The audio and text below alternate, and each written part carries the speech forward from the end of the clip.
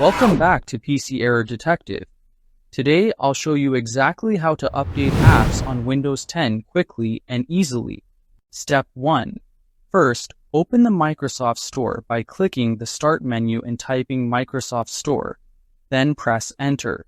The Microsoft Store is where most of your apps are downloaded and updated, so it's important to start here. Step 2. Once the Microsoft Store opens, click on the download icon at the bottom left corner. This icon takes you to your library, where you can see all your installed apps and track which ones need updating.